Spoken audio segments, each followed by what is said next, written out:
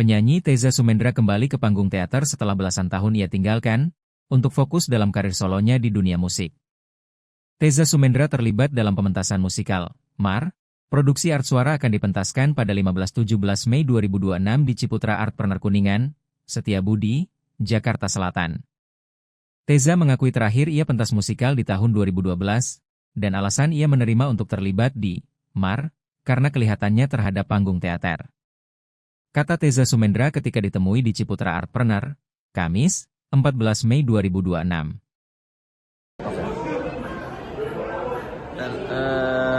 Oke, Mas Teza, Ya.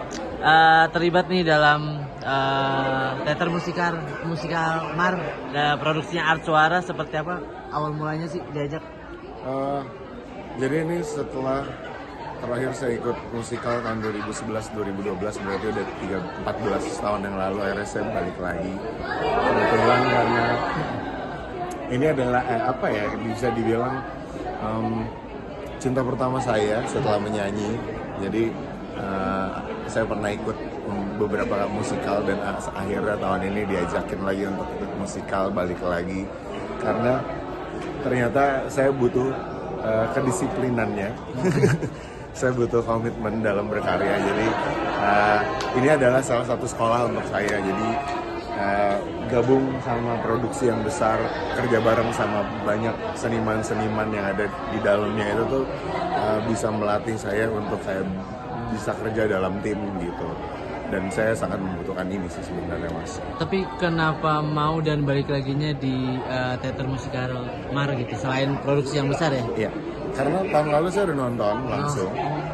Dan saya suka banget sama musikalnya. Pas ada kesempatan diajakin tahun ini, tadinya juga saya masih sempet mikir apakah saya siap untuk kayak bisa ngeset rutinitas setiap hari dan latihan dari jam 9 sampai jam 5 dan itu dilakukan tiap hari. Tapi kayak saya memberanikan diri untuk mengiyakan dan berkomitmen selama kurang lebih 2 bulan ini untuk latihan. Jadi kayak mau gak mau saya jalanin dan ternyata menyenangkan dan seru. Tapi setelah 14 tahun gitu, kayak untuk mengolah seni acting lagi tuh susah nggak sih itu seperti apa? Sebenarnya kalau dari ceritanya sendiri, karena saya udah familiar sama apa yang dipertunjukkan tahun lalu, jadi sebenarnya ini cuman kayak nge-recall lagi apa yang pernah saya lakuin beberapa belas tahun lalu. Selebihnya lebih mengutamakan latihan fisik karena ini capek banget sih pas latihan tiap hari. Jadi kayak itu yang saya siapkan sebelum ikut musikal. Jadi kayak olahraga, latihan fisik, kardio, karena yang saya lakukan ini kayak sangat melelahkan nyanyi sambil nari. Jadi kayak fisiknya harus mumpuni. Jadi itu yang saya lakukan beberapa tahun belakangan gitu. Nah di sini perannya jadi siapa, Mas Teza, dan seperti apa sih dia itu? Saya sebagai ensemble, jadi ensemble itu tuh lebih berperan ke segala macam karakter.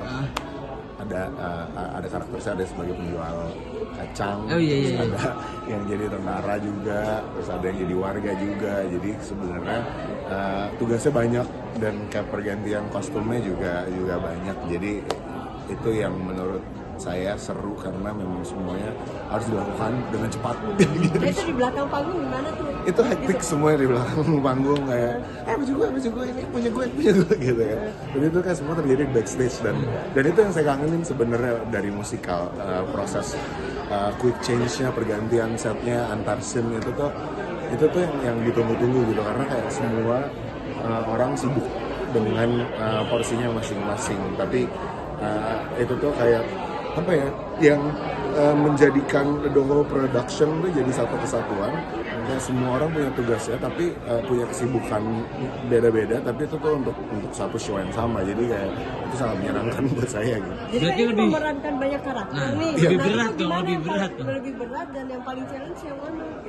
Sebenarnya semuanya berat karena semuanya nari dan nyanyi. jadi semuanya berat, semuanya membutuhkan fisik yang cukup, yang harus fit gitu. Cuman yang paling mungkin yang lebih favorit kali ya. Kalau saya pribadi, saya suka banget sama adegan scene Kopral Jono. Saya suka sama lagunya, saya suka sama koreonya, saya suka sama the whole scene-nya.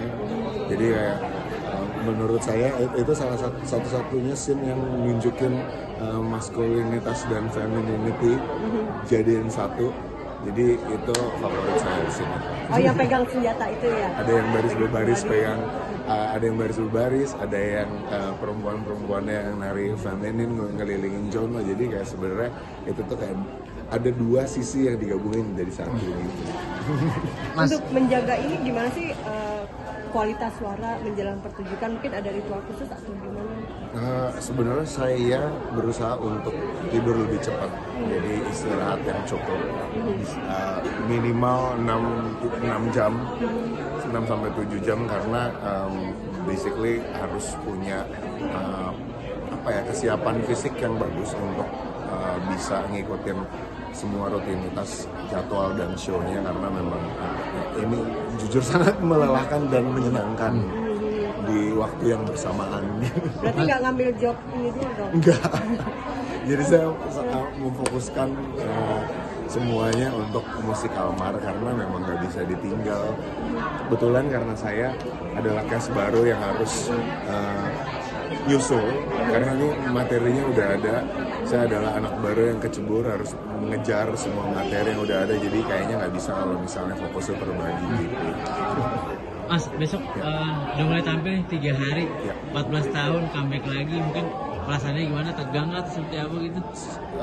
Nervous iya, dari awal latihan, dari 2 minggu lalu udah nervous, cuman lebih banyak senengnya sih Mas, lebih banyak excitementnya karena saya kangen banget main musikal terus bareng grup bareng teman-teman yang sangat bertalenta ini di produksi yang sangat menyenangkan ini, jadi kayak saya lebih menunggu kesenangan besok. Kapan berarti? Terakhir itu 2012. Oh, juga itu kenapa? Vakum lama nggak ada tawaran atau memang sengaja nggak ngambil tawaran atau gimana? Jadi setelah musikal ngerjain project solo, fokus sama project solo, terus mulai kebablasan dengan rutinitas yang sedikit kurang disiplin dibanding musikal karena musikal tuh harus disiplin banget, harus setiap hari. Jadi selama jeda itu saya mencoba untuk berusaha mendisiplinkan diri saya dulu dengan kayak olahraga, latihan yang benar gitu, latihan vokal karena pada saat mengiyakan project musikal berarti emang harus siap secara fisik dan mental, dan mungkin tahun ini saya siap gitu. Beberapa tahun lalu mungkin enggak, mungkin kalau saya ikut dan mengiyakan saya akan keteteran. Berarti terakhir judul dia? Yang pertama itu Ali Papan The Musical, versus art suara juga, terus musikal Laskar Pelangi Miles Production. Mas Reza, tapi maksudnya selain musik itu kan sempat ikut teater musikal juga. Mungkin secara kepuasan batinnya seperti apa sih kepuasan projectnya gitu dibandingkan musik gitu? Sebenarnya dua-duanya sama-sama berkarya sih Mas. Cuman bedanya kalau solo project saya adalah headmaster untuk karya saya gitu. Sementara kalau misalnya musikal ini adalah karya yang harus dikerjakan bareng-bareng as a team.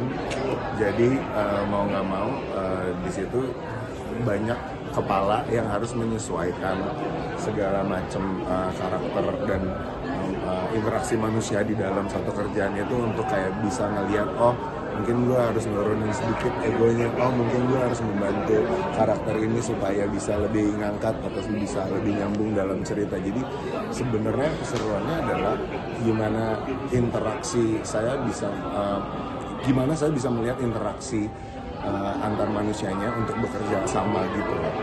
Itu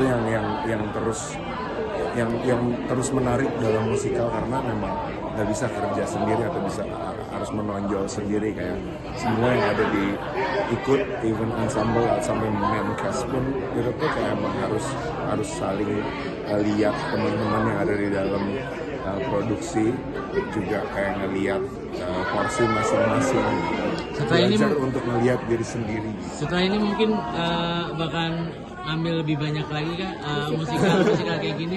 Maksudnya Mas Reza? Mudah-mudahan kalau misalnya ada audisi atau ada tawaran lagi, mungkin saya akan berusaha ngikutin gitu. Tapi yang pasti mau musikal atau apapun project solo saya akan tetap di musik. Mudah-mudahan. Tapi pernah nggak sih kamu lagi audisi udah kepengen sama peran ini terus akhirnya nggak keterima gitu, pernah? Pernah. Oh gitu. Waktu itu audisi pertama saya tuh On Rock. Nah itu tuh pernah ada satu karakter di mana kayak udah hampir mau dapet, tapi ternyata mungkin ada karakter, ada orang lain yang lebih cocok sama karakter itu, jadi kayak nggak diterima, which is kayaknya normalnya kalau misalnya dalam industri musik ada yang masuk, ada yang lolos, ada yang enggak, tuh kayak hal yang biasa gitu loh. Jadi kayak di situ juga membentuk saya untuk jadi tumbuh, apa yang kurang dari saya, apa yang harus dikoreksi, apa yang harus ditampilkan gitu. Jadi sebenarnya itu one of the proses yang harus selalu saya jalani dan pelajari. Apa sih yang membuat kamu suka sama musikal? Mungkin dari masa kecilnya dulu tontonannya drama musikal atau gimana? Kan dari kecil udah dikasih lihat sih, kayak yang paling deket dari kehidupan sehari-hari tuh kayak Disney sih. Iya, dari kecil tuh udah Disney, terus lagi apapun juga emang musisi. Jadi dulu sering ditontonin, dikasih lihat kayak opera Cina gitu kan. Dulu papa ngoleksi video-video opera Cina itu juga, jadi kayak memang udah familiar dari kecil dan masih di musik. Jadi entah mau gimana pun saya akan tetap suka sih, karena memang saya suka sama musik. Tapi musikal apa dulu yang kecil yang favoritnya? Lion King dulu dari pertama kali saya nonton itu, Hercules juga. Itu musikal pertama yang saya tonton di bioskop yang bikin saya jadi, oh ternyata ada ya kan film dengan musik yang bisa digabungin dan bagus banget gitu. Terus terbukti ternyata dari zaman dulu sebelum ada Disney kayak Ludruk, Ketoprak, apapun yang ada di Indo, kultur di situ kan udah memperkenalkan segalanya dengan musikal gitu. Jadi ya sebenarnya itu bukan sesuatu yang baru kan ya. Tapi mungkin terakhir nih, ada ilmu dari panggung musikal apa sih yang sangat berguna untuk karir kamu gitu? Sebenarnya semua musikal yang pernah saya ikutin sangat berguna, karena di situ saya belajar untuk melatih vokal, melatih acting, melatih nari. Dari 2 yang paling saya suka adalah nyanyi dan nari. Jadi sebenarnya itu yang bisa saya pelajari, dan untuk bisa committed sama sebuah produksi yang berhubungan dengan orang banyak, itu juga salah satu cara saya untuk belajar melihat karakter orang, berinteraksi sama orang lain, misalnya dalam kehidupan sehari-hari pas latihan gitu. Karena pada dasarnya saya jarang keluar rumah, jadi saya jarang banget berinteraksi sama orang banyak. Nah ini saatnya saya kayak bisa ketemu, bisa kayak latihan, ngobrol, ngeliat karakter macam jenis-jenis orang yang harus kayak, oh dia mungkin bisa diajak ngobrol, oh yang ini mungkin nggak bisa diajak ngobrol, oh mungkin orangnya kayak gini. Di situ saya belajar banyak untuk kayak ngeliat karakter orang-orang lain gitu. Cara menghilangkan nervous. Jangan lupa subscribe ya.